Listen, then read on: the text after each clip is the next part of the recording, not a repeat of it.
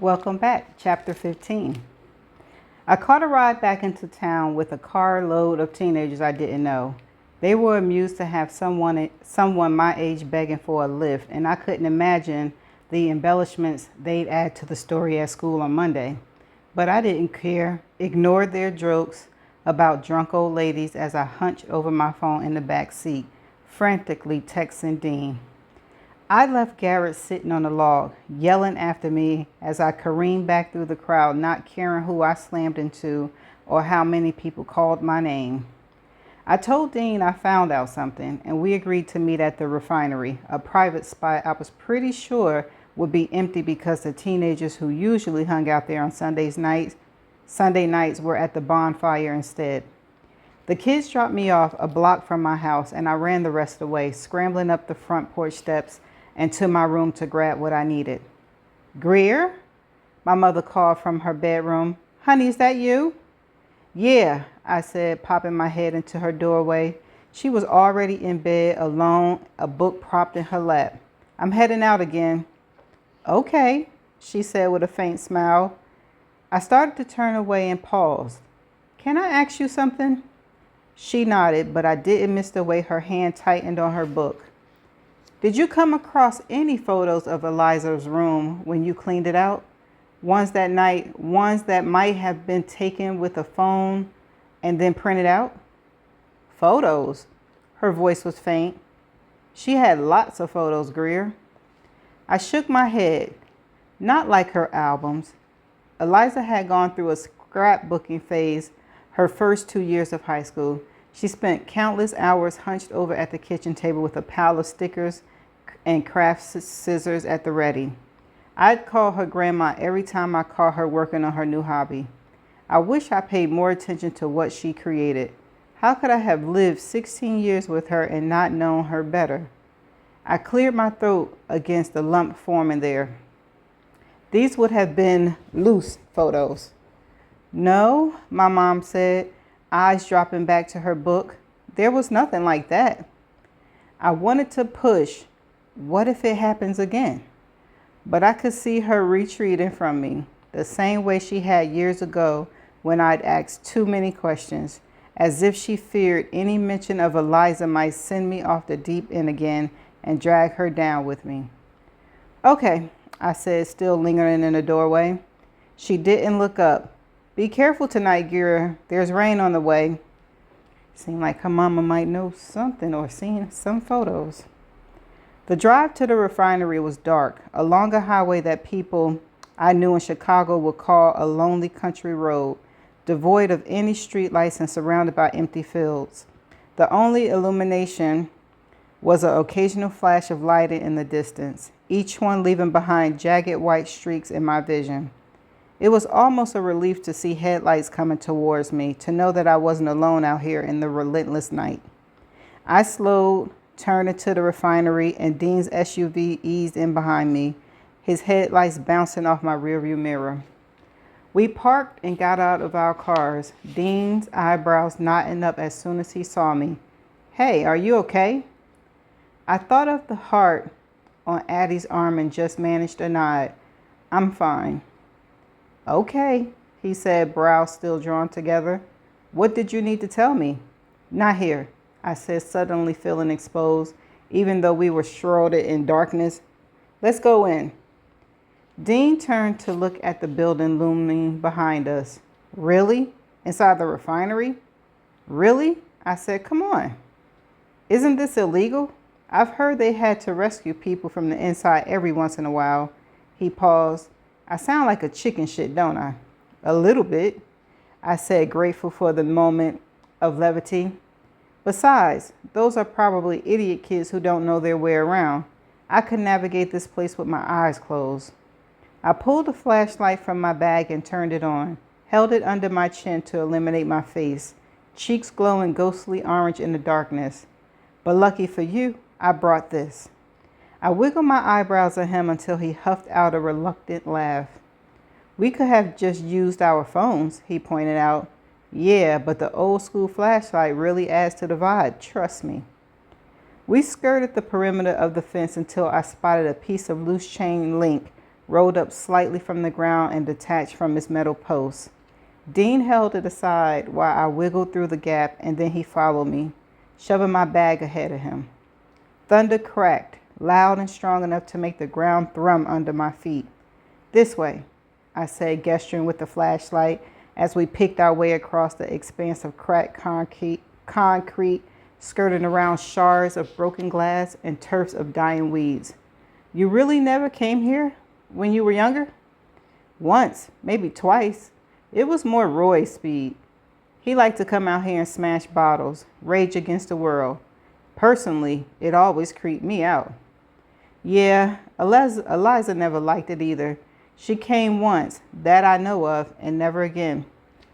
Our entry into the finery was through a busted-out window with a piece of plywood leaning drunkenly over the opening. Inside, dim sliver moonlight rained down from a hole in the roof, a few birds or bats wheeling in the cave space overhead. The concrete floor was littered with the waste of 100 other trespassers, fast food raptors, empty beer cans, shriveled condoms, and a random flip-flop. In one corner was a pile of broken glass. Roy, obviously not the only one who got out his anger with a crate of beer bottles and a concrete wall. Dean turned in a slow circle, following the beam of the flashlight in my hand. "Jesus," he said finally, "what a hellhole." "It's not that bad," I said, "especially when you're a rebellious teenager desperate for some privacy." I stepped past him farther into the shadows. This is where we spend most of our time. He followed me across the vast space around the far corner into a tucked away spot near an open stairwell. The walls were covered in graffiti, bright tags of paint professing love or hate, pictures of flowers, and odes of the class of 1989. A swastika that someone had tried to paint over with a peace sign, a giant Kansas Jayhawk.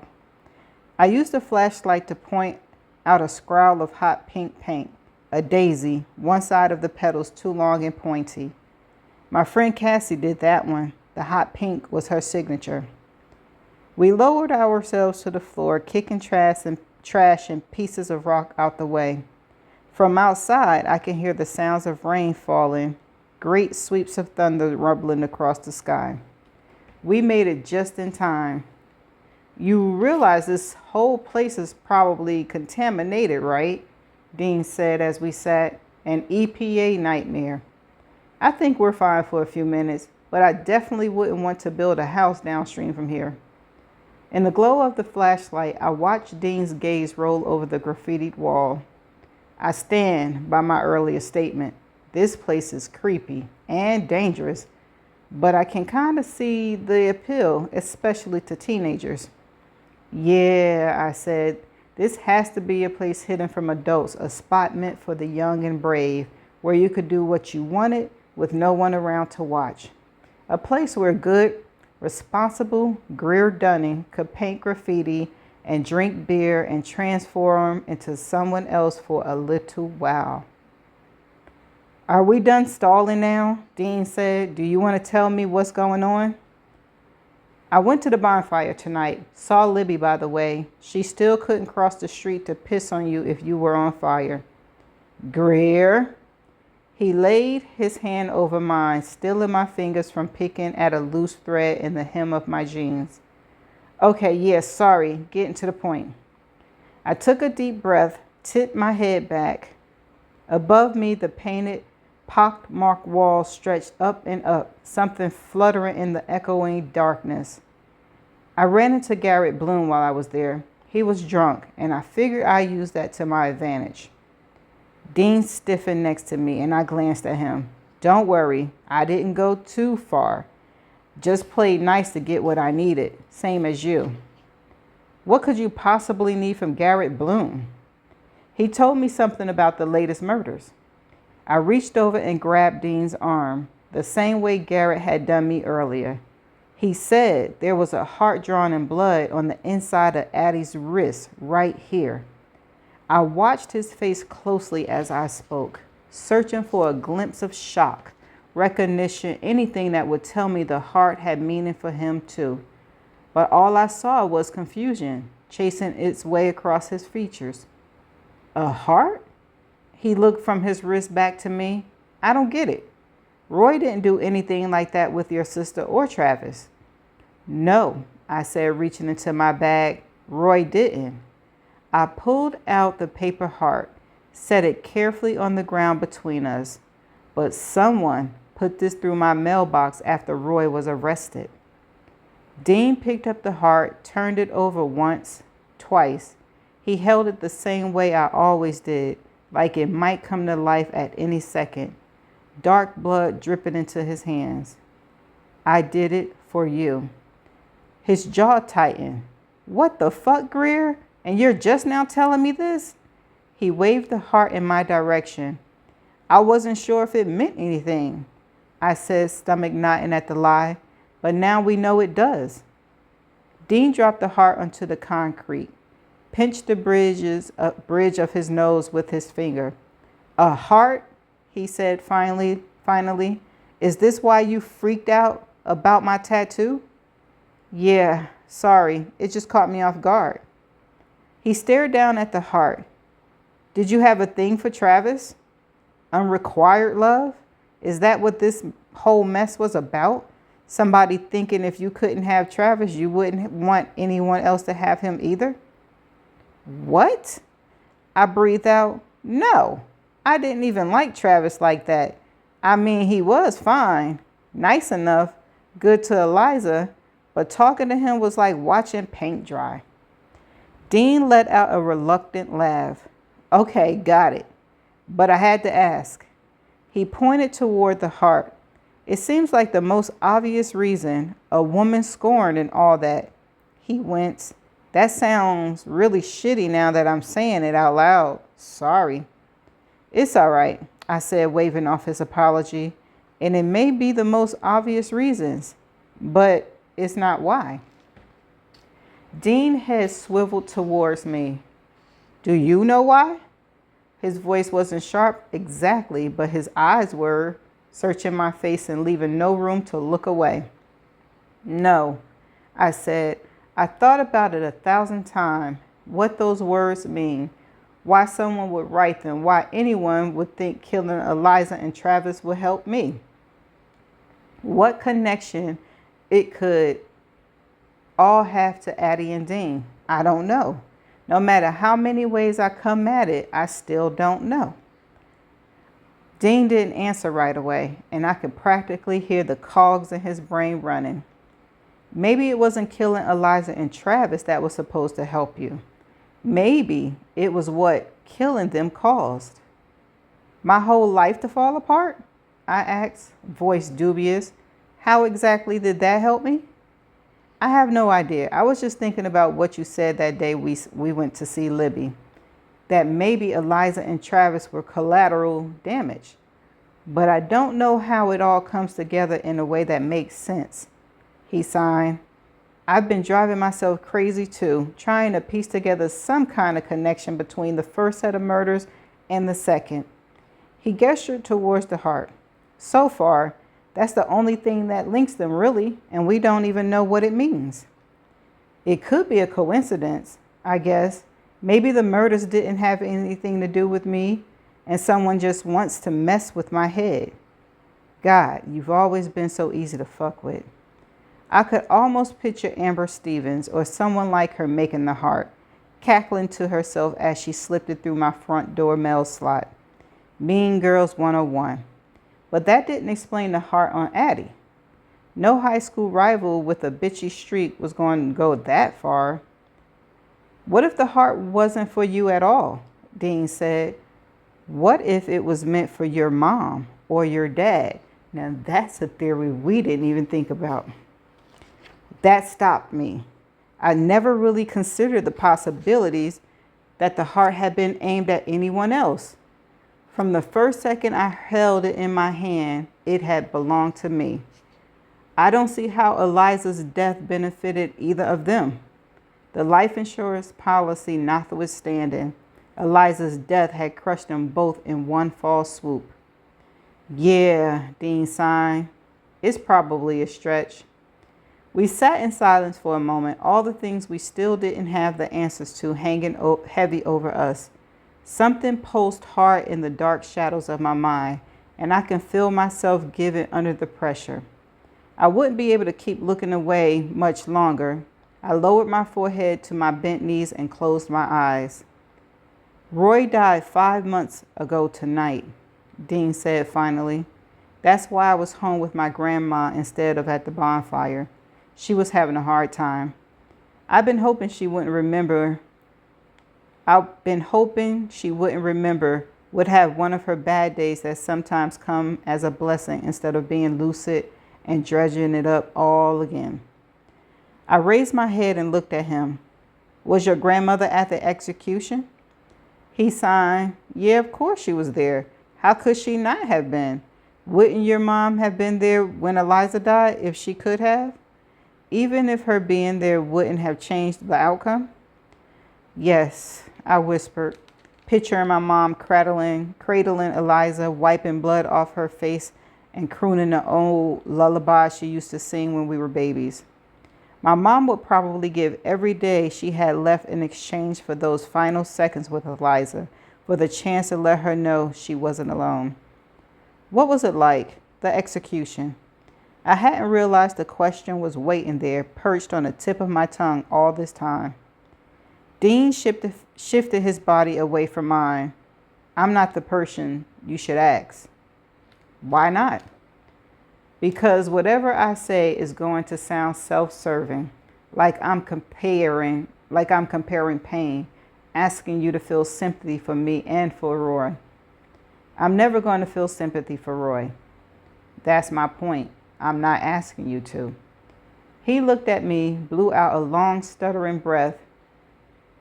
It was awful, Greer. Is that what you want to hear? It was the most awful thing that ever happened to me, and my life wasn't all that great to begin with. I watched his knuckles turn white where they were clenching in his lap. It took him over 10 minutes to die. Did you know that? Yes. Yeah, I figured that got out. What probably didn't is that it took them twice that long to get the IV into his vein. Kept poking and poking at him. They say that fear can make your veins contract, or maybe he was dehydrated. But for a minute there, I thought it was going to be one of those horror shows where they put him back in his cell and try again another day. There was no way I was going to be able to come back and go through it again. I was praying under my breath, begging the universe to let him get the IV going, hoping they'd be able to kill him and get it over with, wishing for my brother to hurry up and die. He cried the entire time, silent, not making any noise, but his body wouldn't stop shaking.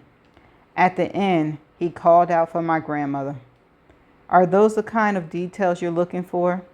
The muscle in his jaw looked tight enough to snap. I shook my head, unable to speak. I'd pushed him too far, I realized. The grace he shown me that day at the cemetery, his line in the sand, and I just overstepped. Yes, my brother was a killer, Dean went on, and maybe he deserved what he got. But we paid for it too, my grandmother and me. Even though we hadn't done anything wrong, we paid by having to watch him die that way.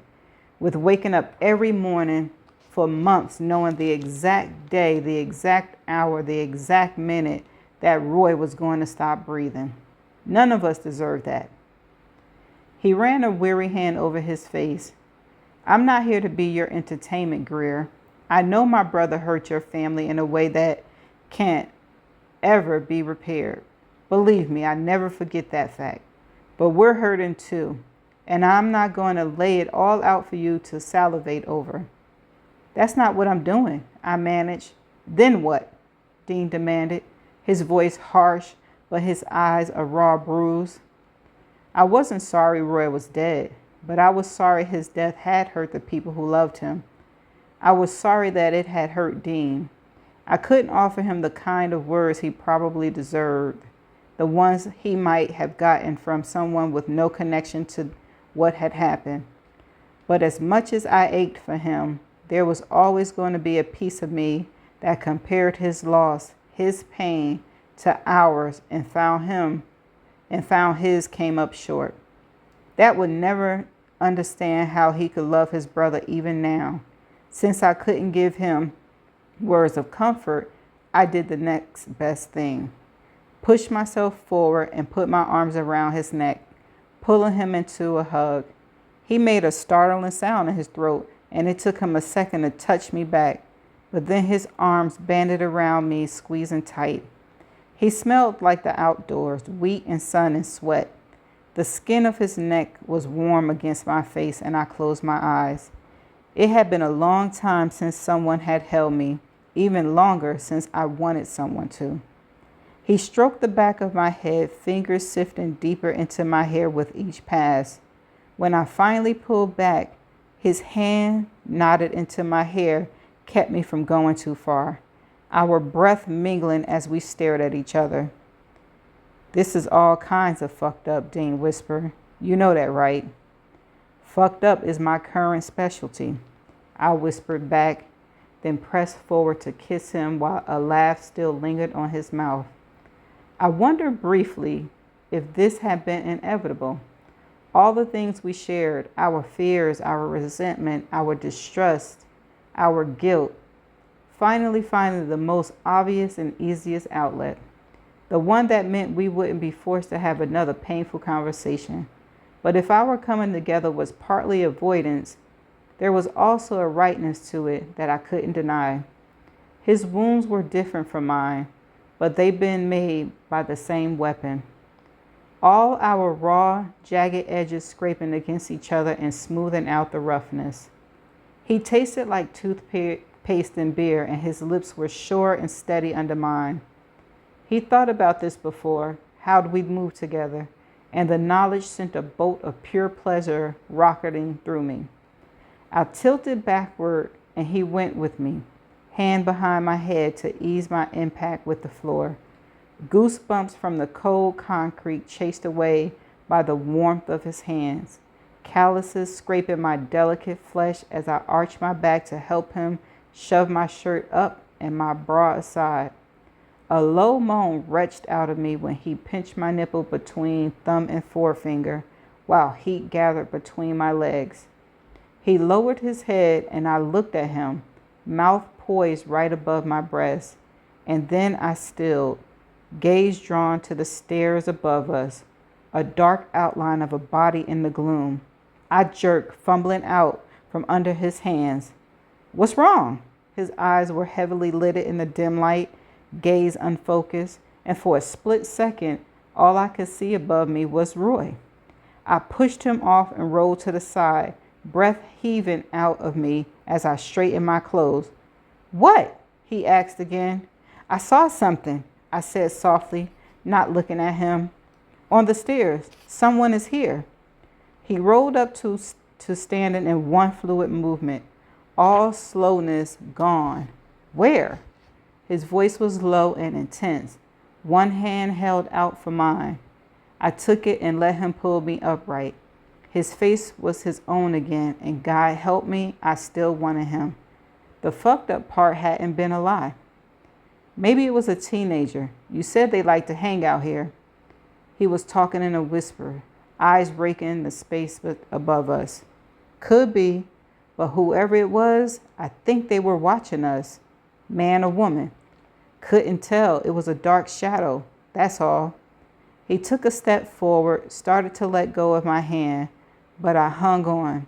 "I'm going up there," he told me. "You stay here." "Hell no," I said, falling into step behind him. "We're going together, or we're not going at all." To his credit, he didn't waste time arguing with me. He hugged the wall as we made our slow way up the stairs, and I did the same.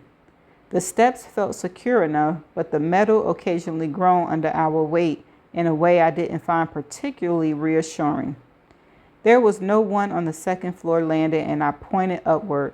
The next set of steps dumped us out into an empty loft-like area. Standing at the railing, we had a clear view down to where we entered the refinery, where we'd been sitting on the floor.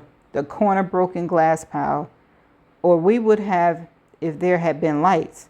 As it was, the glow from my flashlight was enough. No one's here, Dean said just as metal creaked above us, followed by the sound of footsteps fading away. There's one more flight, I said. Someone's up there. Keep going. When we got to the top, the landing was empty, and Dean raised his eyebrows. There's another way down, I said, gesturing behind him with my head. If we followed that catwalk. I went first this time, and Dean took control of the flashlight, lighting my way, but holding it more like a weapon than a source of illumination. We inched along the catwalk, acutely aware of the spots where the railing was rusting away on one side. This is beyond stupid, Dean muttered, echoing my own thoughts as we cleared a stretch with nothing between us and a long drop to the concrete below. Almost there, I said. From up ahead, I could feel cold air, hear the distant whoosh of a car passing by on the highway, a gentle drumbeat of rain. The storm was winding down. We were almost to the end of the catwalk when a loud snapping sound stilled me, my heart tripping double time. What the fuck was that? I whispered. Dean cocked his head, listening as the sound came again, less alarming this time, but still not immediately identifiable. Sounds like plastic, he said. The catwalk ended in a small room, the single broken pane window I remember completely missing now, a tacked up piece of plastic in its place, whipping in the breeze. The space was empty, save for a couple of sleeping bags twisted in the corner and the same trash and dirt as downstairs. How the hell would someone get out of here without us seeing them? Dean asked. There's a fire escape ladder out this window, I told him. Or at least there used to be. You can climb down in a pinch. Did it a time or two myself when the cops showed up. He glanced my way. And here I always had the Dunnings pegged as good girls. Eliza was. All the shitty things people said about her after she died notwithstanding. But for me, it ebbed and flowed. I pulled back the plastic sheet and pointed. See? The rusting metal ladder was still there. If you were brave enough to risk the 4-story fall. So what are we thinking? Whoever was watching us came back this way and then climbed down? Dean leaned partway out the window. Had their car waiting or took off on foot? Either way, they have to know this place pretty well to know an escape route. He clapped his hands together where dust and dirt had gathered from the windshield. And why would someone be watching us in the first place? He reached for me, his warm hand sliding down my arm reminded me that I was cold. The air through the broken window icy against my skin. I leaned into his touch without thinking about it, threaded our fingers together and hung on. It could mean we're getting close somehow, right? Somebody is nervous. As we talked, I swung the flashlight in a lazy arc across the ceiling, back and forth, illuminating the graffiti that had found its way even back here. Okay, but I didn't hear the rest of what he said. My attention caught on a hot pink splash of pink in the corner. CJL plus EAD equals love forever. No, my mind kept saying, long after my eyes had accepted what they seen. Long after I run back down the catwalk and out to my car, yelling excuses to Dean over my shoulder. Long after I'd peeled out onto the highway, racing back to Ludlow. I known people were keeping secrets about the endless hot summers before Eliza died, but I never considered, not even for a single second, that Cassie was one of them, or that the secret she'd been keeping was my sister. Oh, did I read that right? Cassie and Eliza? Cassie and Eliza? Y'all remember Cassie, right? Cassie and Ryan is her friends and Cassie is the lesbian. That is what Eliza wanted to tell Greer that night, and that is what would have hurt her, I still don't connect it as hurting her.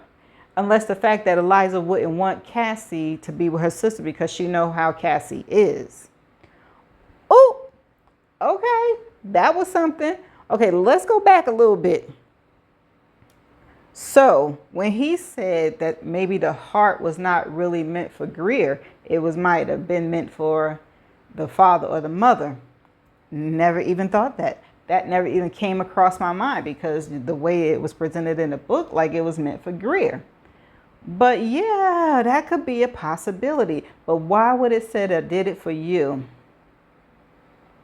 Why would killing, but maybe the heart don't have anything to do with Eliza's and Travis's death. I don't know. But just like they said in the book that they trying to piece things together, we're trying to piece things together. Like, we have put so many scenarios together and they are just not fitting. And I did not see Dean and Greer possibly hooking up. I didn't even get that they were attracted to each other. Did y'all get that they were attracted to each other? Because when it was going down, I thought that maybe she was trying to use her, her feminine thing to get to Dean, to get some information out of Dean. That's another, ooh, child. And who could be following them and why? And who is following who? Is somebody following Greer? Is somebody following Dean?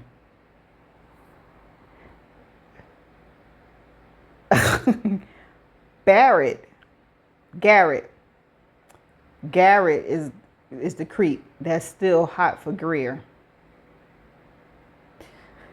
I don't know who it could be, but for her to find out that Cassie and Eliza was together forever, and did y'all have Cassie as a suspect? No, I don't think nobody had Cassie as a suspect. So that could explain why Cassie and what's the name? Eliza and Travis died, because Cassie was in love with Eliza. So Travis, like they said Travis might have been just wrong place, wrong time. But Addie and Dylan? I don't know. I'm going to have to see y'all in the next chapter. Hopefully all of these questions get asked. We only have 16, 17, 18, 19. We got 5 more chapters left. So I'm going to see y'all in the next chapter. Bye for now.